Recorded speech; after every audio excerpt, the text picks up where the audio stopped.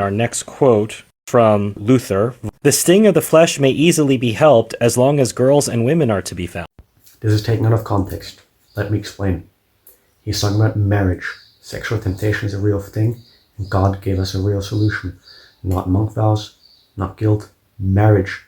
He was telling us to marry, not to fornicate.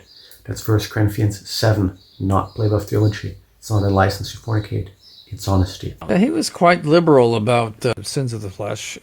A quick reminder that this is coming from a church that ran papal protos and covered up abuses for decades. Bold move. Maybe sit this one out, Padre. He permitted a bigamy for the Landgrave for one of the nobles in Germany. Context matters. This was a one-off political mess. This wasn't doctrine. He didn't approve it lightly.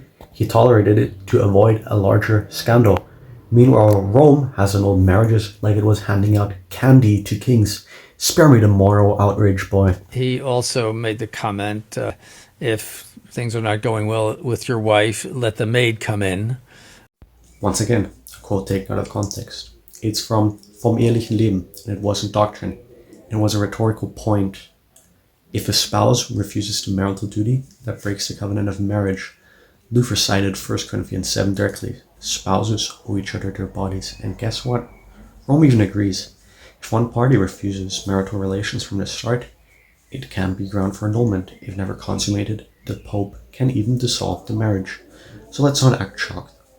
And unlike your Bishop of Rome, Luther never claimed infallibility when making pastoral calls. It goes back to God does not expect you to obey the commandments because he knows that you can't. Total strawman. First off, this is not what Luther's sexual ethic goes back to. Secondly, what you're complaining about is that Luther said the law condemns us because we can't fulfill it perfectly, and that's why we need Christ, not some merit system with holy checklists. You're a sinner. You're going to sin.